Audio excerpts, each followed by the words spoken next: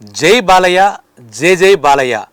June 10 అంటే అందరికీ తెలుసు, అది బాలయ్య బాబు జన్మదినోత్సవం. అంటే ఆయన పుట్టినరోజు వేడుకలు బాలయ్య అభిమానులే కాకుండా నందమూరి వంశ అభిమానులు అందరూ కూడా చాలా ఘనంగా, చాలా ఆనందంగా జరుపుకుంటారు. అది విశేషం. ప్రతి ఏడాది జూన్ 10 వచ్చిందంటే బాలయ్య అభిమానులకు పెద్ద పండగే. ఇక ఆయన ఇందులో ఈ సంవత్సరం ఇంకా గట్టిగా జరుపుకోవాలి. ఆయన చాలా చాలా సాధించారని చెప్పాలి. ఈ 2024 సంవత్సరంతో ఆయన 50 ఏళ్ల నట జీవితం పూర్తయింది. అంటే గోల్డెన్ జూబ్లీ. అలాగే వాళ్ళ నాన్నగారు స్వర్గీయ నందమూరి తారక రామారావు గారు 100 ఏళ్ళ ఇది అయింది, శత జయంతి దాటింది. అలాగే ఆయనకి 75 ఏళ్ళ నట జీవితం ఆయన ఉంటే 75 ఏళ్ళు పూర్తయింది నట జీవితానికి. అమృతోత్సవాలు కూడా జరుపుకోవాల్సిన విషయం. అది కాకుండా పద్మభూషణ్ అవార్డు, ప్రెస్టీజియస్ గవర్నమెంట్ ఇచ్చే, భారతదేశ ప్రభుత్వం ఇచ్చే ప్రెస్టీజియస్ అవార్డు పద్మభూషణ్ కూడా బాలయ్య బాబు అందుకున్నారు ఈ సంవత్సరం. అదే రకంగా చెప్తే తెలంగాణ గవర్నమెంట్ ఇచ్చే గద్దర్ అవార్డ్స్ అనే ఆ కార్యక్రమంలో ఎన్టీఆర్ అవార్డు, అంటే వాళ్ళ నాన్నగారి పేరు మీద పెట్టినట్టు ఎన్టీఆర్ అవార్డు కూడా ఈసారి బాలయ్య బాబుకు దక్కడం. అదే రకంగా హిందూపూర్లో ఆయన ఎమ్మెల్యేకి అఖండ విజయం సాధించడం. ఇలా చూసుకుంటే ఆయన విజయ పరంపర అలా సాగుతూనే ఉంది.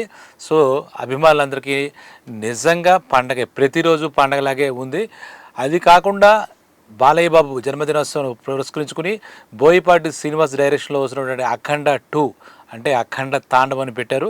ఆ అఖండ తాండవం టీజర్ రిలీజ్ అవ్వడం, ఆ టీజర్ అద్భుతంగా బాలయ్య బాబు అలా నడిచి వస్తుంటే ఆ ఘోర రూపంలో ఆ త్రిశూలం అది ఇది చూస్తూ ఉంటే మళ్ళా ఒక పెద్ద హిట్కి అది కనపడుతోంది, శ్రీకారం చుట్టినట్టుగా అనిపిస్తోంది. అది సెప్టెంబర్ 25 వస్తుందని కూడా ప్రకటించారు దసరా సమయంలో. సో ఇవన్నీ పండగకు సంబంధించిన విషయాలే. అయితే బాలయ్య బాబు కెరీర్ అసలు ఎలా సాగింది, ఎలా జరిగింది, ఆయన గురించి ఈ టైంలో పుట్టినరోజు సమయంలో అభిమానులతో నేను పంచుకోవాలనుకుంటున్నాను. మళ్ళా చాలామందికి చాలా విషయాలు తెలుసు, కానీ ఆయన సాధించిన రికార్డు కానీ, ఆయన నందమూరి తారక రామారావు గారి నట వారసుడుగా ఏ విధంగా సంచలనాలు సృష్టించాడు, ఏ విధంగా కష్టపడ్డాడు, ఏ విధంగా నిలదొక్కున్నాడు అనేది నిజంగా ఒక ఇన్స్పైరింగ్ స్టోరీ లాగా ఉంటుందని చెప్పాలి. ఎందుకంటే నందమూరి తారక రామారావు గారు అంటే ప్రపంచవ్యాప్తంగా ఆయనకి చాలామంది అభిమానులు, చాలా చరిత్ర సృష్టించిన వ్యక్తి. ఆయన కొడుకుగా ఆయన రూపురేఖలు ముమ్మూర్తిగా ఆయన అందం అన్నీ వచ్చినా కూడా ఆయన జనాలంతా ఏం చేస్తారంటే బాలకృష్ణని నందమూరి తారక రామారావు గారితో పోల్చుకోవడం నార్మల్గా పరిపాటి. నందమూరి అభిమాని కానీ ప్రజలు కానీ ఆయన్ని మెప్పించాలంటే చాలా కష్టం. కానీ అలాగే చాలా పట్టుదలగా, తండ్రికి తగ్గ తనయుడుగా, కొన్ని విషయాల్లో తండ్రికి మించిన తనయుడుగా బాలయ్య బాబు తన నట జీవన ప్రస్థానం సాగించారని చెప్పాలి. అలాగే కాకుండా నందమూరి తారక రామారావు గారికి, బసవ తారకం గారికి 12 మంది పిల్లలు కలిగితే అందులో మన బాలయ్య బాబు 6వ అబ్బాయి అన్నమాట. అలాగే చూస్తే కనుక బాలయ్య బాబు ఒక్కడే సినిమా రంగంలో నిలదొక్కున్నాడని చెప్పాలి. మధ్యలో హరికృష్ణ ఆయన బ్రదర్ 1-2 సినిమాలు, కొన్ని సినిమాల్లో 1-2 కాదు, కొన్ని సినిమాల్లో మనకు కనపడినప్పటికీ అచ్చంగా ఆయన నట వారసుడుగా బాలయ్య బాబు అలా నిలదొక్కుకోవడం, నందమూరి వంశాభిమానులకు ఒక ప్లేస్, ఇంకా మనం ఉన్నాం, చాలా గ్రాండ్గా ఉన్నామని చెప్పి మంచి హిట్స్ ఇస్తూ, మంచి ఆ తరం నాయకులందరికీ మంచి కాంపిటీషన్ ఇస్తూ ఈరోజు కూడా అంటే 50 ఏళ్ళు నట ప్రస్థానం. అంటే 2014వ సంవత్సరంలో ఆయనకి 14 ఏళ్ళు, అంటే 1960 జూన్ 10 ఆయన జన్మించాడు మద్రాసులో. తర్వాత 6 ఏళ్ల తర్వాత హైదరాబాద్ వచ్చి హైదరాబాద్లో చదువుకుంటూ హైదరాబాద్లోనే ఆయన అంతా పెరిగాడని చెప్పి ఆయనతో హైదరాబాద్ భాగ్యనగరంతోనే ఆయన జీవితం ఎక్కువ భాగం ముడిపడిందని చెప్పాలి. 14వ సంవత్సరంలో ఎన్టీ రామారావు గారి డైరెక్షన్లో వచ్చినటువంటి తాతమ్మ కళ అనే సినిమాతో ఆయన తెరంగేటం చేశాడు చాలా చురుకుగా.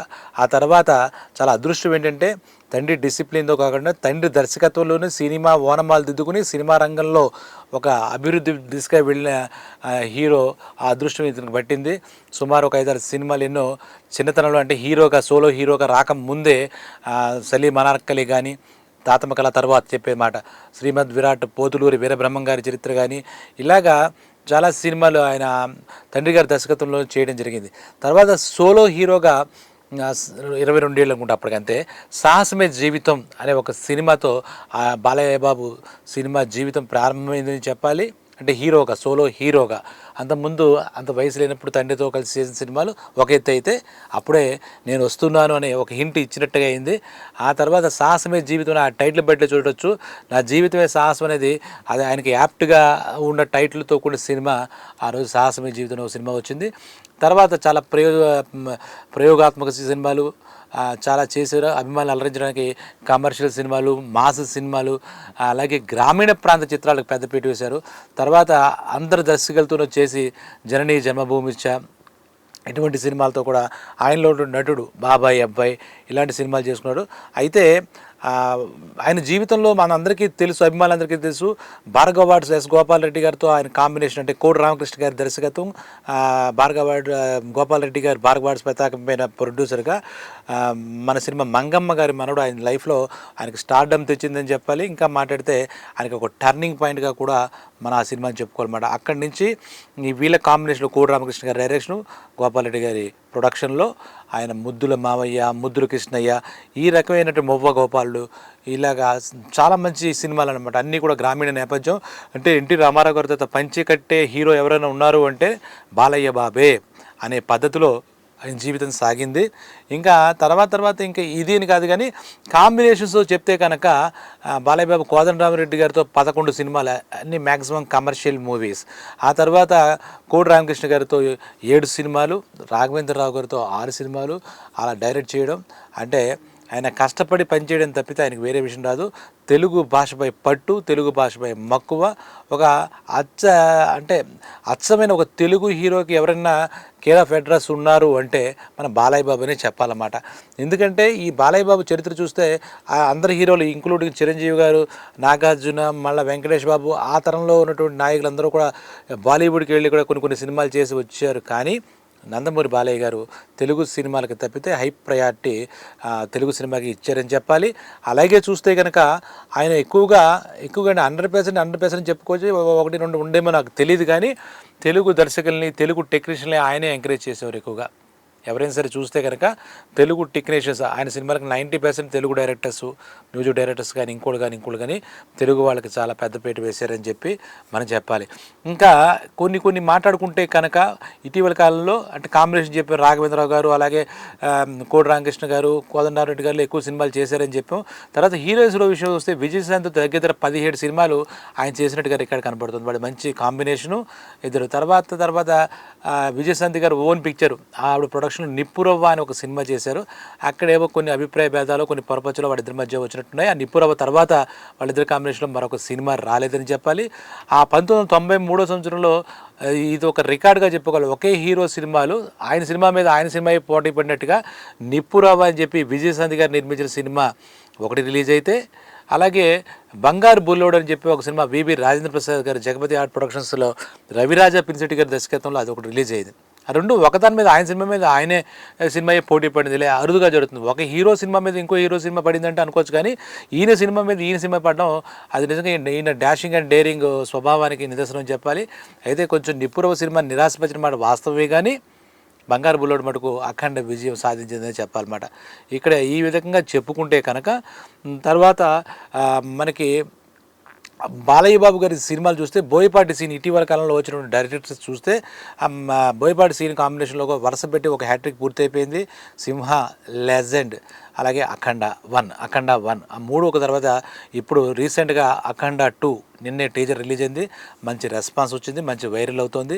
ఆ అఖండ 2లో కూడా ఒక విభిన్నమైన కథాంశంతో బాలయ్య బాబు ఒక అఘోరాలాగా అలా నడిచి వస్తుంటే నేను చూసిన టీజర్ అంతా అభిమానులకు పండగగా ఉందన్నమాట. చాలా అద్భుతంగా ఉంది అని చెప్పి దానికి తమను కూడా బీజీ చాలా అద్భుతంగా ఇచ్చారు. ఆ టీజర్ చూస్తుంటే మనకు అర్థమవుతుంది. వీళ్ళ బోయపాటి సీన్ కాంబినేషన్లో బాలయ్య బాబుకి ఇప్పటిదాకా పరాజయం అనేది లేకుండా అయింది. మధ్యలో బి గోపాల్ అని చెప్పేసి ఆయన మళ్ళీ ప్రత్యేకించి బాలయ్య బాబు సినిమా కెరీర్ విషయంలో చెప్పుకోవాలి. ఎందుకంటే సమరసింహారెడ్డి అని ఒక సినిమా ఉంది. బాలయ్య బాబు జీవితంలో ఒక మరపురాని చిత్రంగా, ఒక మైలురాయిగా నిలిచిపోయింది. ఒక స్టాండర్డ్స్ క్రియేట్ చేసింది. ఫ్యాక్షన్ చిత్రాలకి అదే నాందిగా అయింది.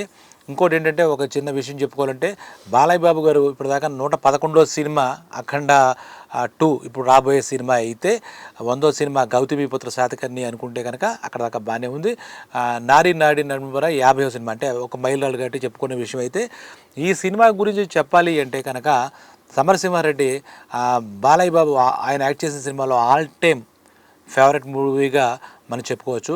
అలాగే బాలయ్య బాబు ఆయన యాక్ట్ చేసిన cinema Samarasimha Reddy all time favourite అయితే, ఇంకో మాట కూడా ఆయన చాలా డేరింగ్ అండ్ డాషింగ్గా ఏది మనసులో దాచుకోకుండా కల్మషం లేకుండా నిజంగా బాలుడిలాగే చిన్నపిల్లలా చెప్పేసి మాట్లాడే మనిషి కాబట్టి ఆయన తండ్రి గారు అంటే స్వర్గీయ ఎన్టీఆర్ గారు చేసిన సినిమాలో సీతారామ కళ్యాణ్ సినిమా నాకు ఇష్టం అని కూడా ఆయన పలుమార్లు చెప్పినట్టుగా ఉంది. అలాగే చూస్తే కనుక రజనీకాంత్ తమిళ సూపర్ స్టార్ ఆయన సినిమాలు ఏదంటే ముత్తు ఆయనకి చాలా ఇష్టం అని ఆయన చెప్పినట్టుగా తెలుస్తోంది. అలాగే అమితాబ్ బచ్చన్ సినిమాలో అగ్నిపథ్, అలాగే మెగాస్టార్ చిరంజీవి సినిమాల విషయం తీసుకొస్తే కనుక జగదేక వీరుడు అతిలోక సుందరి కూడా నాకు చాలా ఇష్టం అని చెప్పి కూడా ఆయన పలుమార్లు చెప్పినది అర్థం చేసుకోవచ్చు.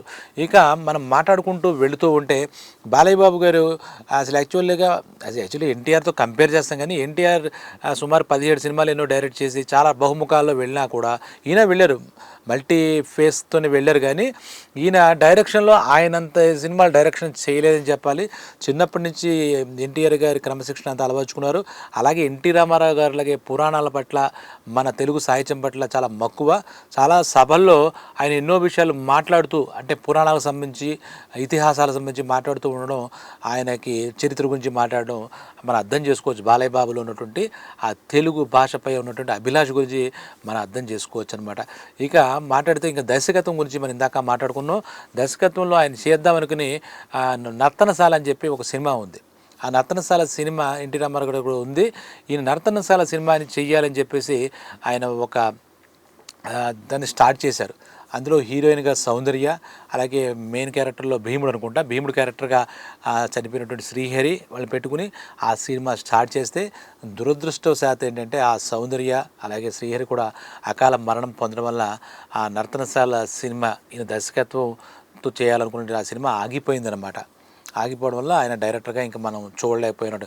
ఇంకా తర్వాత ప్రొడక్షన్ కూడా వాళ్ళ బ్రదర్స్ వాళ్ళంతా చూసుకునేవారు. కానీ ఈయన ప్రొడక్షన్లో వచ్చిన సినిమా అంటే వాళ్ళ తండ్రి గారి సినిమా బయోగ్రఫీ సినిమా, స్వర్గీయ నందమూరి తారక రామారావు గారి బయోగ్రఫీలో తండ్రి గారి క్యారెక్టర్ ఇది చేస్తూ ఆ అభిమానులందరికీ అందజేయాలనే ఉద్దేశంతో 2 పాటలు తీశారు. దానికి నిర్మాతగా మన ఈయనే వ్యవహరించారు, బాలయ్య బాబే వ్యవహరించడం విశేషం అనమాట. అయితే బాలయ్య బాబు దానికి ఒకటి కథానాయకుడు అని పార్ట్ 1కి, మహానాయకుడిని పార్ట్ 2కి చేశారు. ఆ సినిమాలో ఒక రికార్డుగా సరదాగా మాట్లాడుకుంటే 60 వేషాలు మార్చారట. ఎన్టీ రామారావు గారు ఎన్నో వేషాలు వేసారుగా 60 గెటప్స్లో ఆ సినిమా చేశారు. అచ్చంగా ఎన్టీ రామారావు గారికి పూర్తిగా ఆ పోలికలతోనే ఉంటారు కాబట్టి ఆ సినిమా మర్చిపోలేకుండా అందరికీ అభిమానులకి మిగిలిపోయింది. అచ్చంగా అక్కడ ఎన్టీఆర్ అహావభావాలు, ఆహార్యం, ఆయన కథలికలు అన్నీ చూస్తే కనుక మళ్ళీ ఎన్టీ రామారావు గారు స్వర్గస్థులైనటువంటి ఆయన మళ్ళీ మన వెండి తెర మీద తీసుకొచ్చినట్టుగా ఆ సినిమా అంత బాగా అనిపిస్తూ ఉంటుంది. కాబట్టి అదొకటి ఆ విధంగా కథానాయకుడు మహానాయకుడు సినిమాకి ఆయన ప్రొడక్షన్ వహించిన విషయం చాలా గొప్ప విషయంగా మనం చెప్పుకోవాలన్నమాట. అదే విధంగా చూసుకుంటుంటే బాలయ్య బాబు రికార్డులు అన్నీ కాదు, అందుకున్న అవార్డులు కూడా అని కాదు, నంది అవార్డ్స్ అనేది ప్రెస్టీజియస్గా ఉండేవి తెలుగు కామన్గా ఉన్నప్పుడు తెలుగు రాష్ట్రం. దాంట్లో కూడా ఆయన మూడు నంది అవార్డులు కూడా అందుకోవడం చాలా గొప్ప విషయం. అలాగే ఫిలింఫేర్ అవార్డులు కానీ ఇవన్నీ తీసుకుంటే కూడా ఆయన చాలా చాలా చాలా అవార్డులు గ్రహించారు. ఇంకో ముఖ్య విషయం ఎవరికీ లేనటువంటి క్రెడిట్ ఏంటి అంటే ఆయన తండ్రి గారిలాగే పౌరాణిక కథలు, అలా అంటే పౌరాణిక గాథలు మొదటి సినిమాల్లో తీసుకుంటే కనుక శ్రీకృష్ణార్జున విజయంలో అని ఒక సినిమా, కొన్ని పాండురంగడు అని చెప్పేసి ఒక సినిమా, అందులో పుండరీకుడుగా కృష్ణుడుగా ఇలాగా పౌరాణిక పాత్రలో నిజంగా వాళ్ళ తండ్రి గారు ఏ విధంగా అయితే అచ్చంగా వాళ్ళని మరిపిస్తారో కృష్ణుడు రాముడు, ఈయన కూడా అలాగ చేసి కొన్ని సినిమాల్లో మనందరికీ కనబడి మనకి చాలా అభిమానులందరినీ నందమూరి తారక రామారావు గారు మరిపించడమే కాకుండా మళ్ళీ దానికి కరెక్ట్ సబ్స్టిట్యూట్ పౌరాణిక పాత్రకి ఎవరైనా ఉన్నారు అంటే కరెక్ట్గా నందమూరి తారక రామారావు గారు ఒక్కరే అనే విషయం కూడా మనం స్పష్టంగా నందమూరి తారక రామారావు గారి తర్వాత నందమూరి బాలకృష్ణ గారు అన్నమాట చెప్పచ్చు, ఎటువంటి సందేహం లేదు. అలాగే జానపద కథలకు కూడా ఆయన తండ్రి గారి వారసుడుగానే భైరవ ద్వీపం అనే ఆ సినిమాకి చాలా కష్టపడి పనిచేసి ఒక అద్భుతమైనటువంటి జానపద చిత్రం తెలుగు వాళ్ళకి ఇచ్చారు. అది బాలయ్య బాబు చరిత్రలో కూడా ఒక మైలురాయిగా మిగిలిపోయింది. అందులో ఒక గూనివాడుగా యాక్ట్ చేస్తాడు. అది నిజంగా ఆ నభూతో నా భవిష్యత్ అన్నమాట. నిజం చెప్పాలంటే నభూతో నా భవిష్యత్తు. ఆ గూని వేషం వేసుకోవడం సేమ్ చెప్తున్నాను కదా, మళ్ళీ పోలిక తప్పదు వాళ్ళ తండ్రి గారి కాబట్టి చెప్పుకోవచ్చు. ఆయన ఏ రకంగా మేకప్లో అలా కూర్చునేవారు, ఈయన కూడా ప్రతిరోజు 2-3 గంటల ఆ గెటప్ కోసం, ఆ మేకప్ కోసం ఆయన అలాగే ఉండేవారట. తర్వాత సైన్స్ ఫిక్షన్ చిత్రం ఆదిత్య 369, ఆదిత్య 369 సంగీత శ్రీనివాసరావు గారి డైరెక్షన్లో టైమ్ మెషిన్ దాని బ్యాక్గ్రౌండ్లో చూస్తే అందులో కూడా అది సైన్స్ ఫిక్షన్ చిత్రంలో ఒక మరుపురాయిగా మిగిలిపోయింది అందరికీ అభిమానులకి. ఈరోజు కూడా తలుచుకుంటే చాలా అద్భుతం అనిపిస్తుంది. అందులో శ్రీకృష్ణదేవరాయలు ఆ రకంగా కనిపించి బాలయ్య బాబు ఇంకా అదొక అభిమానులకు కానీ అందరికి కానీ ఒక అద్భుతమైన సినిమా అని చెప్పాలి. అభిమానులకే కాదు, తెలుగు సినిమా ప్రేమికులకు ప్రేక్షకులందరికీ కూడా ఆదిత్య 369 అంటే ఖచ్చితంగా బాలయ్య బాబు అంటే భూత భవిష్యత్ వర్తమానాల్లో టైం మెషిన్ వెళ్తే ఎలా ఉంటుందనే ఒక వినూత్న కథాంశంతో తీర్చిదిద్దిన ఆ సినిమా నిజంగా ఇప్పటికీ కూడా తెలుగు ఇండస్ట్రీలో ఒక రికార్డుగా మిగిలిపోయిందని చెప్పాలి. తర్వాత దానికి కంటిన్యూషన్గా ఆయనకి మైండ్లోనే ఒక కథ మెదిలిందని ఆదిత్య 999 అంటే 369 ఇదైతే 999 ఆదిత్య 999 సినిమాగా రావచ్చని మాటలు కూడా మనకి వినపడ్డాయి. కానీ అది ఎందుకో కానీ శ్రీకారం చుట్టుకోలేదు. సో ఇక ఈ తర్వాత చెప్పుకోవాలంటే ఆయన క్రియేట్ చేసుకున్న జోనర్ ఆయనకి చెప్పాలంటే మనకి ఫ్యాక్షన్. ఆ ఫ్యాక్షన్ సినిమాలు ఎన్టీ రామారావు కూడా చేసినట్లేరు. ఈ ఫ్యాక్షన్ సినిమాలకి హీరోగా ఎవరు అంటే అచ్చంగా నందమూరి బాలయ్య గారే ప్రారంభించారని చెప్పాలి. అందులో కూడా సమరసింహారెడ్డి, నరసింహానాయుడు, ఇటీవల కాలంలో వచ్చిన వీరసింహారెడ్డి ఇలాంటివన్నీ అసలు ఆ పాత్రల్లో వెళితే నిజంగా పరకాయ ప్రవేశం చేసినట్టుగా ఆ రాయలసీమ పౌరుషం కానీ, అలాగే రాయలసీమ యాస కానీ, ఆ మేసగట్టు కానీ అసలు కొన్ని మ్యానరిజమ్స్ ఆయనకే ఉన్నాయని చెప్పాలి. ఆ మేసగట్టు, అలాగే తొడగొట్టు అంటుంటే తొడగొట్టడం, ఇలాగే తెలుగు పదాల పడికట్టు, అసలు వాటిలన్నింటితో అసలు ఆయన కొన్ని డైలాగులు బాలయ్య బాబు గారి కోసమే రాస్తారంటగా పరచూరి బ్రదర్స్ కానీ ఇప్పుడు వస్తున్నటువంటి రైటర్స్ గారు ఉంటారు. అవి చాలా ఫోర్స్గా, చాలా పవర్ఫుల్గా జనాల్లోకి వెళ్ళిపోతే ఇప్పుడు కూడా అవి తలుచుకుంటూ ఉంటారు. జనాలందరూ కూడా అవి తలుచుకుంటూ ఆనందిస్తూ ఉంటారు. డైలాగ్స్కే అంత ఇంపార్టెన్స్ ఉంటుంది ఆయన సినిమాల్లో. అలాగే ఆయన చెప్పాలంటే పాటలు ఇంకా ఆయన ఇది అని అది లేని డిస్కో కింగ్ అని మొట్టమొదటి రోజుల నుంచి రీసెంట్ మూవీస్ దాకా మనం చూస్తే ఆయన సినిమాలో అద్భుతమైనటువంటి పాటలు, చాలా మంచి పాటలు. దానికి కూడా పోటీ పడి డ్యాన్సులు చేయడం, ఇవన్నీ అభిమానులు అలరించాలంటే ఆయన ముందుంటారు. అభిమానులు ఇంకా ఇప్పుడు అంటే మగవాళ్ళ వయసు చెప్పడంలో పెద్ద తప్పులే కాబట్టి 60లో పుట్టారంటే ఇప్పుడు 65వ జన్మదినోత్సవంగా మనం దీన్ని చూసుకుంటే కనుక 65 ఏళ్ళ వ్యక్తిగా ఆయన ఎక్కడా కూడా ఉండటమాట. ఇంకా మాట్లాడితే 35 ఏళ్ళ కుర్రోడుగా హీరోలతో కలిసి డ్యాన్సులు చేయడం, అలాగే విలన్స్తో కూడా ఫైట్ చేయడం, ఇంకా అదే స్పీడు, అదే స్పిరిటు, అభిమానులు అలరించాలనే అదే లక్షణం, ఆయనలో ఉన్నటువంటి గొప్పతనం అది. సరే, ఇది ఇలాగ ఉందంటే ఆయన బహుముఖ ప్రజ్ఞాశాలి అని అన్నట్టుగా ఆయన ఎమ్మెల్యేగా హిందూపూర్ ఇప్పుడు ప్రస్తుతం సత్యసాయి జిల్లాలో ఉంది, అలా వచ్చింది. 3 టర్మ్స్ నుంచి ఆయన చేస్తున్నారు. ఆ హిందూపూర్ ప్రజలు కూడా ఆయనకు సేవ చేస్తూ, అంటే అటు సినిమాలు వదలలేదు, ఆయన ఫుల్ టైం సినిమాలో ఉంటూ పాలిటిక్స్లో ఉంటూ. ఆ తర్వాత ఇంకో విశేషం ఏంటంటే ఆయనకి వాళ్ళ తండ్రి గారు డాక్టర్ చేయమని ఆయన కోరుకున్నట్టుగా ఎంబీబీఎస్ చేయమని చెప్పినట్టుగా ఎన్టీ రామారావు గారు ఒక సందర్భంలో చెప్తే ఆ అప్లికేషన్ తెచ్చి కూడా, ఎంబీబీఎస్ అప్లికేషన్ నింపి కూడా అది చేయడం కుదరలేదట. తర్వాత మామూలుగా డిగ్రీ చదువుకున్నట్టారు ఇక్కడ హైదరాబాద్లో నిజాం కాలేజీలో. కాబట్టి డాక్టర్ అవ్వలేదని చెప్పేసి ఆయన ఉంటే ఆయన ఒక సందర్భంలో చెప్తారు, ఆ అవకాశం నాకు ఇవ్వలేదు కానీ భగవంతుడు మా అమ్మగారి పేరు మీద Basavatarakam cancer hospital, Indo America cancer హాస్పిటల్కి నేను చైర్మన్గా ఉన్నాను. ఎందరో క్యాన్సర్ పేషెంట్లకి సేవ చేసే భాగ్యం కలుగుతుంది. అక్కడ వాళ్ళకి సేవ చేసిన డాక్టర్స్ చూస్తే మటుకు నాకు అనిపిస్తుంది నేను కూడా డాక్టర్ వీళ్ళకి సేవలు చేస్తే బాగున్నాను, కానీ నాకు అది లేదు. ఇలాగ హీరోగా వచ్చి మిమ్మల్ని అందరూ అలరించాలని ఉంది కాబట్టి ఇలా చేశానని కూడా చెప్తుంటారు. ఆ బసవతారకం క్యాన్సర్ హాస్పిటల్తో ఆయన అందిస్తున్న సేవలు ఇన్ని కావని చెప్పాలి. అది పేద ప్రజలకి చాలా వాళ్ళ ప్రాణాలు పోస్తున్నాడు అన్నమాట బాలయ్య బాబు ఈ క్యాన్సర్ హాస్పిటల్ పెట్టి. డబ్బులు లేక చాలా ఇబ్బంది పడుతున్న వాళ్ళకి ఒక రకంగా ఫ్రీ సర్వీసులు అవన్నీ అందించి నిజమైన సహాయం ఆయన అందిస్తూ ఆయన వాళ్ళందరికీ ఒక దేవుళ్ళగా నిలిచాడని చెప్పాలి బాలయ్య బాబు. నిజంగా ఆ విషయంలో కూడా ఆయన పూర్తిగా అభినందించాలి. అలాగే కుటుంబ జీవితాన్ని కూడా నిర్లక్ష్యం చేయకుండా 2 పిల్లల్ని, ఒక బ్రాహ్మణి అలాగే తేజస్విని, వాళ్ళు కూడా మంచి సంబంధాలు చూసేసి చంద్రబాబు నాయుడు గారికి కూతురిని కోళ్ళగా పంపించి లోకేష్ బాబు భారీగా బ్రాహ్మణి వెళ్తే, అలాగే చూస్తే తేజస్విని వైజాగ్ ఇప్పుడు ప్రస్తుతం ఎంపీ భరత్ ఆ భరత్ భార్యగా ఆ అమ్మాయి చాలా తెలివైన పిల్లలు, చాలా చురుకైన పిల్లలు. ఇప్పుడు అఖండ 2 కూడా ఆ తేజస్విని ప్రజెంట్స్ అంటే సమర్పిస్తుందని కూడా తెలుస్తోంది. అలాగే ఒక కొడుకు మోక్షజ్ఞ, అతన్ని కూడా తొందరలోనే సినిమా ఇండస్ట్రీకి తీసుకొస్తారని మనం అభిమానులందరూ ఆశిస్తున్నారు. ఇక ఇలా చెప్పుకుంటూ ఉంటే బాలయ్య బాబు గురించి కంటిన్యూస్గా మనం చెప్పుకోవచ్చు అనమాట. కమర్షియల్ సినిమాలు కూడా చూస్తే ద్విపాత్రాభినయం చేసే సినిమాలు ఒక 9, 10 ఉంటే, ఒక త్రిపాత్రాభినయం అధినాయకుడు అనే సినిమా త్రిపాత్రాభినయం కూడా మనకి చేసినట్టుగా ఉంది. ఇంకా పోలీసు పాత్రలు కూడా చూస్తే సుమారు చాలా సినిమాలు చేశారు. 6, 8 చేస్తే అందులో కనుక చూసుకుంటే కనుక రౌడీ ఇన్స్పెక్టరు, అలాగే ఇన్స్పెక్టర్ ప్రతాప్, ఇవన్నీ కూడా ఒక టైంలో ఆ సినిమాలన్నీ దడదడలాడించి ఇండస్ట్రీని షేక్ చేసాయని చెప్పాలి. ఇంకోటి సరదాగా చెప్పుకోవాలంటే ఆయన సినిమాల్లో ఆయన ఒరిజినల్ పేరు బాలకృష్ణ కదా, ఆ బాలకృష్ణ అనే పేరుతో కూడా 6, 7 సినిమాలు రావడం జరిగింది. బాలకృష్ణ అనే పేరుతో సినిమా, అంటే ఆ సినిమాలో హీరో పేరే బాలకృష్ణ అన్నమాట. అంటే ఫస్ట్ వాళ్ళ తండ్రి గారి దాంట్లో తాతమ్మకలు అని చెప్పాం కదా, దాంట్లో కూడా బాలకృష్ణ అనే పేరుతో, తర్వాత వేరియస్ మూవీస్లో కూడా అది చేశారు. తర్వాత ఆయన ఒక రకంగా గ్రామీణ స్థాయి, అంటే ఒక రకంగా చెప్పాలంటే గ్రామీణ స్థాయి నాయకుడు అన్నమాట. గ్రామాల్లో ఉన్నటువంటి పబ్లిక్ అంతా, ఆ మాస్ అంతా కూడా బాలయ్య బాబుని వాళ్ళంతా ఓన్ చేసుకున్నమాట. కొన్ని సినిమాల్లో బంగారు బుల్లడు ఇలాంటి కొన్ని సినిమాల్లో కూడా ఆయన పంచికట్టి అందరికి ఒక రైతు బిడ్డగానే ఆయన మనకి కనపడతారు. ఆయనకు రైతు బిడ్డగానే కనపడతారని చెప్పాలి. అలాగే డ్రీమ్ ప్రాజెక్ట్స్లో కూడా చూపిస్తే ఏదో 3, 4 సినిమాలు ఆయన చేయాలని ఉన్నట్టుగా ఆయన చెప్పినట్టుగా మనకు అది చెంగీజ్ ఖాన్ అని ఒకటి, అలా గోన గన్నారెడ్డి అని ఒకటి, ఈ కొన్ని క్యారెక్టర్లు నేను ఇంకా చేయాలని ఉంది. అలాగే ఇంకో సూపర్ స్టార్ ఎవరితో కలిసి రైతు అని కూడా సినిమా నాకు తీయాలని చెప్పి ఆయన డ్రీమ్ ప్రాజెక్ట్స్ ఉన్నాయన్నట్టుగా మనకి కొన్ని ఆయన ఇంటర్వ్యూలో చెప్తారు, గైడ్ చేస్తారు. తర్వాత అన్నిటికన్నా మించి ఆయన ఏంటి ఇప్పుడు ఉన్నటువంటి ట్రెండ్స్లో రియాలిటీ షోస్ చాలా ఫేమస్ అయ్యాయి. బిగ్ బాస్ అని చెప్పి నాగార్జున అలా చాలామంది చేశారు.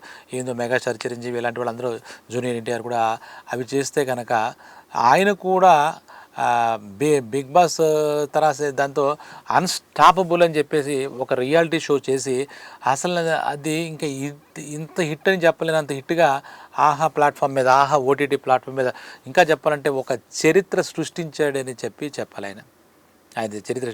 ఇంకా అలాగే చెప్పాలంటే వాళ్ళ తండ్రిలాగా అన్నం తప్పేం లేదు కాబట్టి వాళ్ళ తండ్రిలాగా నవరసాలు అవలీలగా పోషించి, అంటే హాస్యం, కరుణ, రౌద్రం, ఇంకా రౌద్రం అయితే చెప్పక్కలేదు, అలాగా అవన్నీ కూడా ప్రతి రసాన్ని అద్భుతంగా పోషించి ప్రతి దానికి ఆయన సాధన చేసి, ఇంకోటి ఏంటంటే ఆయన దగ్గర వ్యక్తిగతమైనటువంటి విషయాలు తీసుకుంటే ఆయనకి జాతకాలు వాటి మీద నమ్మకం బాగా ఎక్కువ.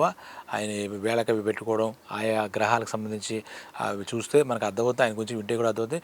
ప్రతిరోజు ఆయన పొద్దున వాళ్ళ ఎన్టీ రామారావు గారి దగ్గర నుంచి వచ్చిన క్రమశిక్షణలో భాగంగా తెల్లారి లేచి ఆయన ఎక్సర్సైజ్ చేసుకున్న తర్వాత పూజ కంపల్సరీ ఏ రోజు మానకుండా ఆయన అభిమానించి పూజ, అంటే దేవతలో పూజ చేసుకోవడం, ఆ తర్వాతే బయటకు వచ్చి ఆయన నిత్యకృత్యాలు చేసుకోవడం కూడా జరుగుతుంది. ఈరోజు కూడా ఆ పూజాది కార్యక్రమాలు మాలేదు.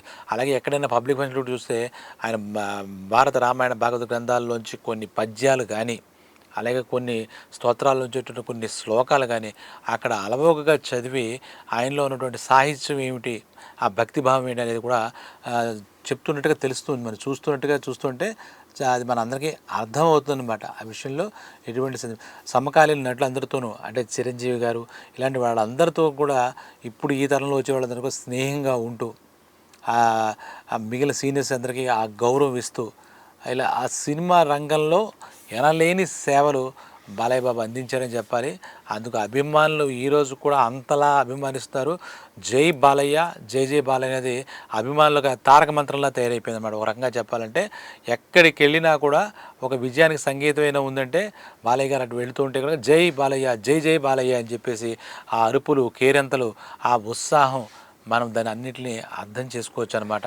కాబట్టి బాలయ్య బాబు ఇలా చెప్పుకున్నప్పుడు చాలా ఉంది. కాబట్టి బాలయ్య బాబు జన్మదిన సందర్భంగా మరొకసారి ఆయనకి శుభాకాంక్షలు చేస్తూ, ఆయనకు నిండు నూరేళ్ళు సుఖశాంతులతో హాయిగా జీవిస్తూ, అలాగే తెలుగు ప్రేక్షకులకు మంచి మంచి సినిమాలు అందిస్తూ, అలాగే తెలుగు ప్రజలకి మంచి పరిపాలన అందిస్తూ, తండ్రి గారి మార్గంలో వెళుతూ ఆ చిరస్థాయిగా ఆయన కీర్తిని ఆర్జించి అందరినీ అలంకరించాలని కోరుకుందాం. అలాగే మరోసారి పుట్టినరోజు శుభాకాంక్షలు తెలియజేస్తూ జై బాలయ్య, జై జై బాలయ్య. నమస్తే.